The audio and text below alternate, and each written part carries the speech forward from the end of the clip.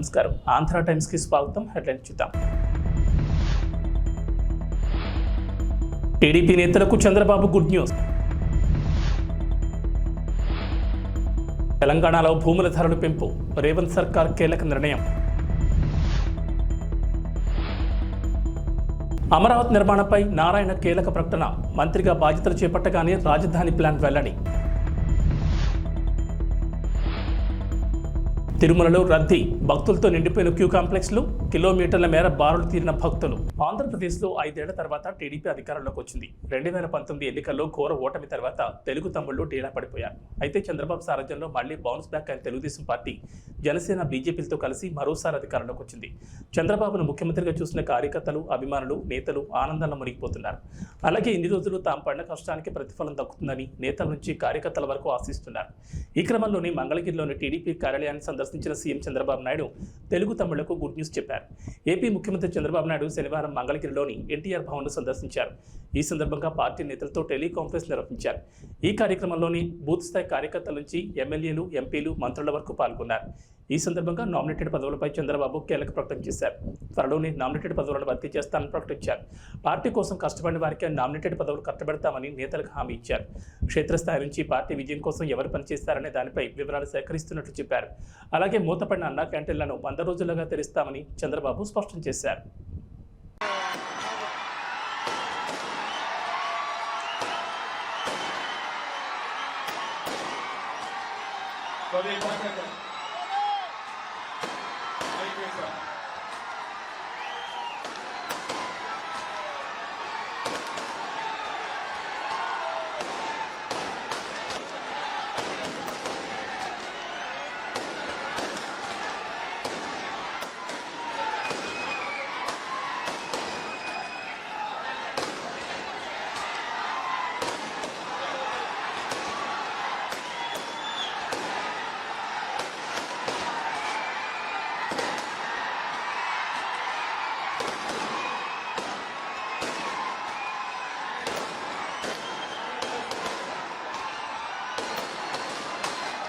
నైరుతి రుతుపవనాల ప్రభావంతో తెలంగాణలో వర్షాలు కురుస్తున్నాయి. ఇక హైదరాబాద్, సికింద్రాబాద్లలో వర్షం కురిస్తే ప్రధాన రహదారులపై భారీగా వరదలు చేరుతోంది.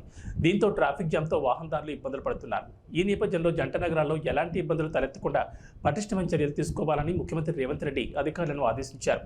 ఉప ముఖ్యమంత్రి బట్టి, మంత్రులు ఉత్తమ్, పొంగులెట్టి, పొన్నం, శ్రీధర్ బాబులతో కలిసి శనివారం సాయంత్రం కమాండ్ కంట్రోల్ సెంటర్ను సందర్శించిన సీఎం అధికారులకు పలు సూచనలు చేశారు.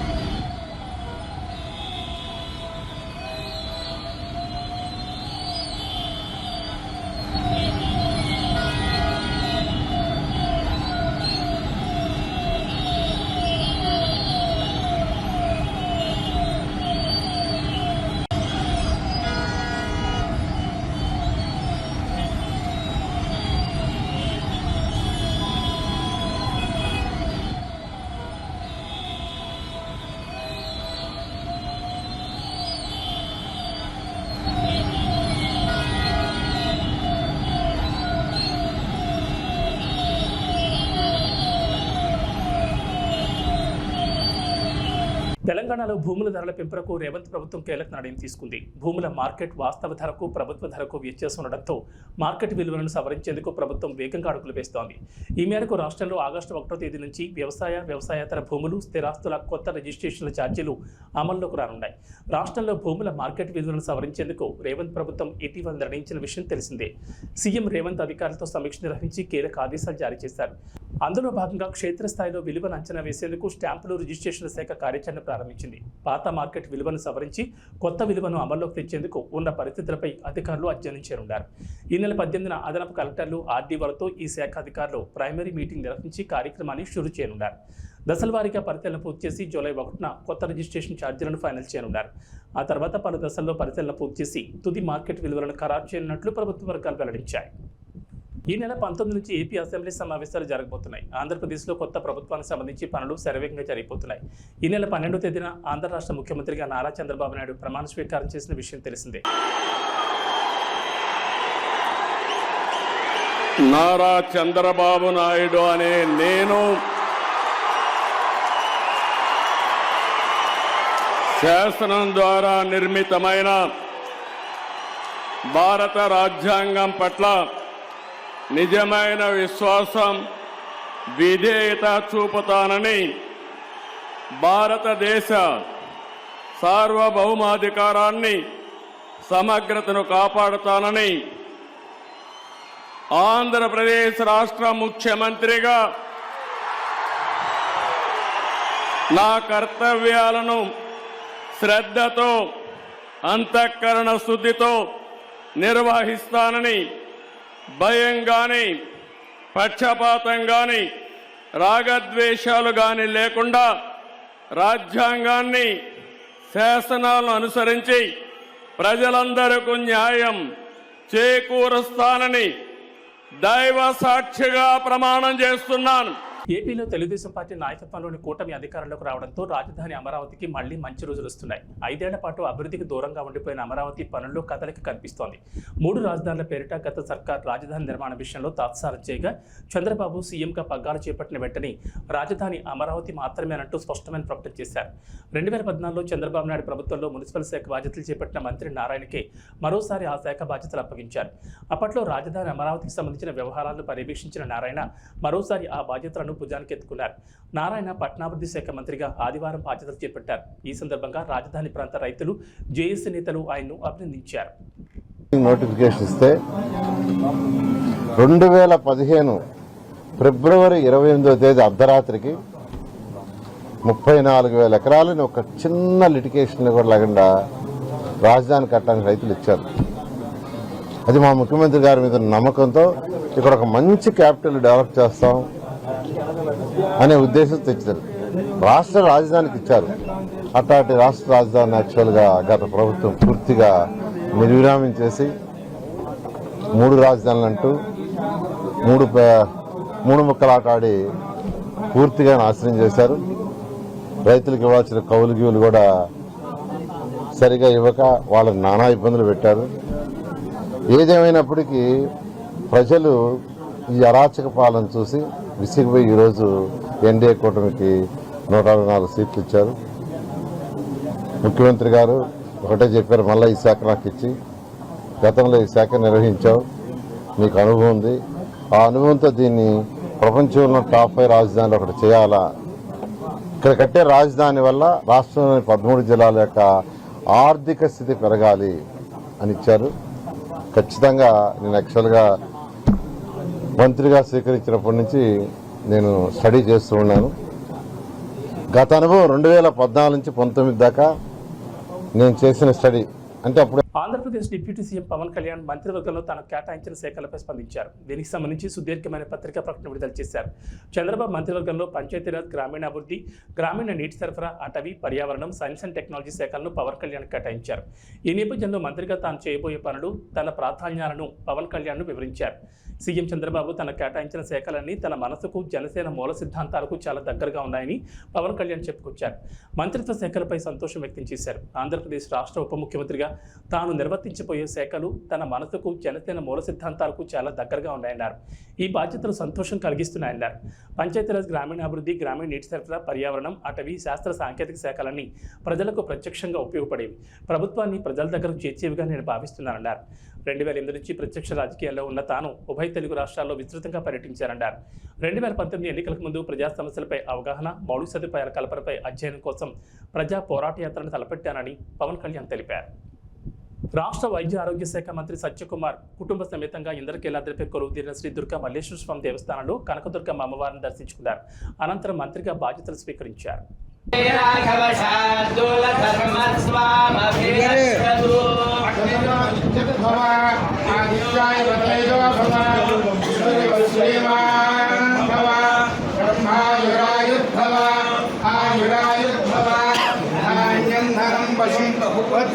భగం శత సంవత్సర ప్రసాదన ద్రవ్యాపేక్షామణోరథా పరిపూర్ణా భవంతు సంకల్ప సిద్ధిరస్తు సర్వదా దిగ్విజయమస్తు మనోరథా పరిపూర్ణా భవంతు.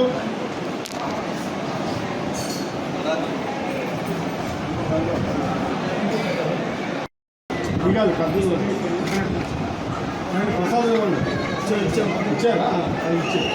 ఇచ్చారు.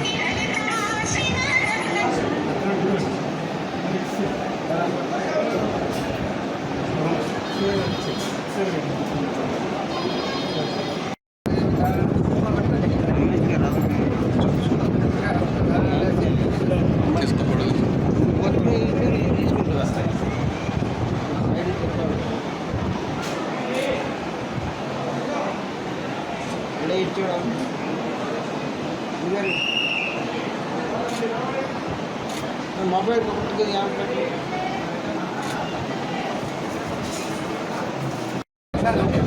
ప్రజాధనంతో ఏర్పాటు చేసిన ఫర్నిచర్ను సొంతానికి వినియోగించుకుంటున్న మాజీ సీఎం జగన్పై కేసు నమోదు చేయాలని కోడెల శివరాం డిమాండ్ చేశారు. జగన్ తాడేపల్లి లోటస్ ప్లాంట్లో ఇళ్ల మరమ్మతుల కోసం 18 కోట్లు ఖర్చు చేశారని ఆరోపించారు. ప్రస్తుతం జగన్ తన నివాసంలో సీఎంఓ కింద తెచ్చిన ఫర్నిచర్ ఇచ్చేస్తానని కనీసం లేఖ రాయలేదన్నారు. ఇప్పటిదాకా ఫర్నిచర్ ఇవ్వనందుకు కోడెలపై పెట్టిన కేసుని జగన్ మీద పెట్టొచ్చు కదా అని ప్రశ్నించారు. మాజీ స్పీకర్ కోడెల శివప్రసాద్ ఆ రోజు ఫర్నిచర్ తన వద్ద ఉందని చెప్పకపోతే ఎవరికీ తెలియదని, ఫర్నిచర్ తీసుకెళ్లాలని స్పీకర్కు లేఖ రాసిన తర్వాత ఆయనపై కేసు పెట్టారన్నారు.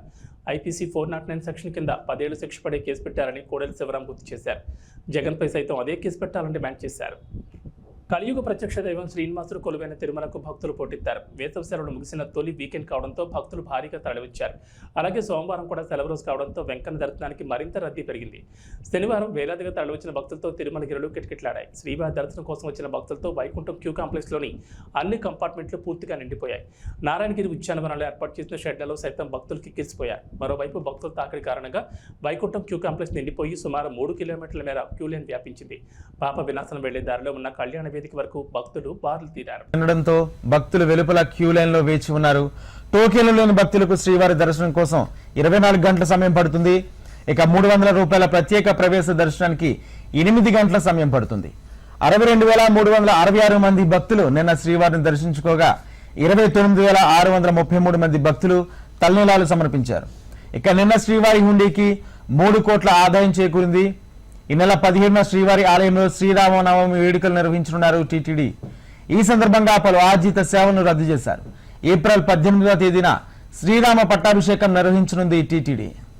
రామ్ డబుల్ స్మార్ట్ నుంచి ఇంతవరకు ఎలాంటి అప్డేట్ రాలేదు. ఆ మధ్య వదిలిన టీజర్ తప్ప ఇంకా ఎలాంటి అప్డేట్ రాలేదు. అసలు ఈ సినిమా షూటింగ్ జరుగుతుందా లేదా అన్న డౌట్లు కూడా అందరికీ కలిగాయి. చివరికి ఈ మూవీ ఉందా అటకెక్కించేశారని అనుకున్నారు. కానీ సడన్గా డబుల్ స్మార్ట్ రిలీజ్ డేట్ను అధికారికంగా ప్రకటించేశారు. ఆగస్టు 25న ఈ చిత్రం విడుదల కాబోతుందట. ఈ మేరకు మేకర్లు పోస్టర్లు కూడా రిలీజ్ చేశారు. ఆగస్టు 15న ఏ తెలుగు సినిమా కూడా పోటీకి దిగుతాం. ఎందుకంటే అల్లు అర్జున్ సుకుమార్ కాంబోలో పుష్పది రూల్ రానుంది. అలాంటి రామ్ డబుల్ స్మార్ట్ను రంగాలోకి దించారు. చూస్తుంటే పుష్ప 2 వాయిదా పడేలా ఉందని అందుకే ఆ డేట్ పోతే మళ్ళీ రాదని వెంటనే ఇలా పూరి జగన్నాథ్ రామ్ తమ రిలీజ్ డేట్ ను బ్లాక్ చేసుకున్నట్లుగా అనిపిస్తోంది. మేకర్స్ పోస్ట్ పోన్ చేయనున్నారు అని వార్తలొస్తున్నాయి.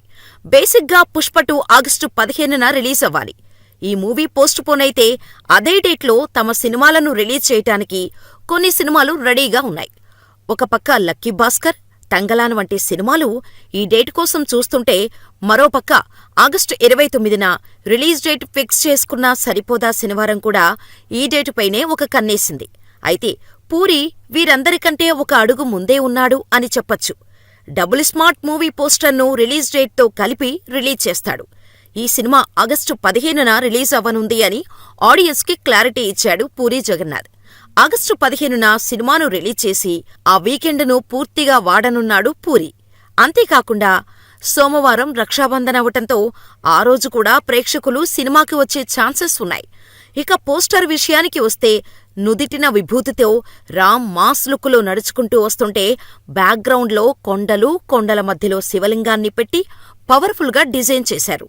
సో పుష్ప 2 పోస్ట్ పోన్ అని టీం కన్ఫర్మ్ చేయకముందే double smart release date fix చేశారు పూరి. తెలంగాణ వ్యాప్తంగా నైరుతి రుతుపవనాలు విస్తరించాయి. అయినా కొన్ని జిల్లాల్లో మాత్రం ఇంకా వర్షాలు కురవడం లేదు. ఇప్పటికే విత్తనాలు విత్తిన రైతులు వాన కోసం ఆకాశం వైపు ఆశగా ఎదురుచూస్తున్నారు.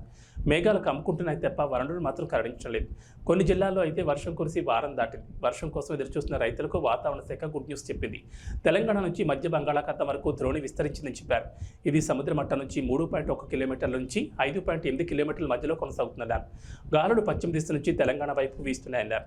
దీని ప్రభావంతో రాబోయే 3 రోజులు తెలంగాణలో తేలికపాటి నుంచి ఓ మోస్తరు వర్షాలు కొన్ని చోట్ల కురిసే అవకాశం ఉందని తెలిపారు. ఇవాళ రేపు రాష్ట్రంలోని కొన్ని జిల్లాల్లో ఉరుములు, మెరుపులు, ఈదురుగాలులు గంటకు 30 నుంచి 40 కిలోమీటర్ల వేగంతో వీస్తాయన్నారు. భగభగలు కురిపించగా ఆ తర్వాత వాతావరణం ఒక్కసారిగా మారిపోయింది. ఆకాశంలో క్యూములోనింబస్ మేఘాలు కమ్ముకుని ఆకాశానికి చిల్లు పడిందా అన్నట్టుగా భారీ ఎత్తున వర్షం కురిసింది. ఉరుములు, మెరుపులతో పాటు ఈదురుగాలులతో వర్షం కురిసింది. దీంతో భాగ్యనగరం మొత్తం తడిసి ముద్దయింది. రోడ్లన్నీ వర్షపు నీటితో నిండిపోయాయి. పలు చోట్లలో రహదారులపై పెద్ద ఎత్తున నీరు నిలిచిపోవడంతో భారీగా ట్రాఫిక్ జామ్ అయింది. దీంతో వాహనదారులు తీవ్ర ఇబ్బందులు పడుతున్నారు.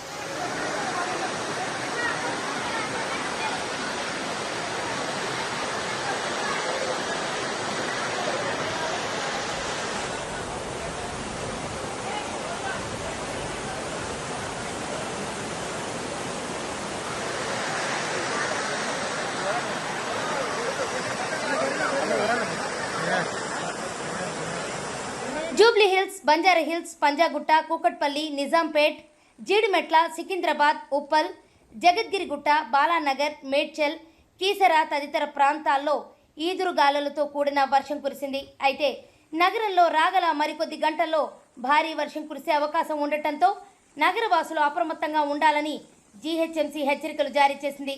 బలమైన ఈదురుగాలులు వీచే అవకాశం ఉందని, ఇప్పటికే వర్షం తీవ్రతతో రోడ్లపై వాహనాలు పెద్ద ఎత్తున నిలిచిపోవడంతో అవసరమైతే తప్ప బయటికి రావద్దని అధికారులు సూచించారు. అలాగే లోతట్టు ప్రాంతాల ప్రజలు అప్రమత్తంగా ఉండాలని హెచ్చరించారు.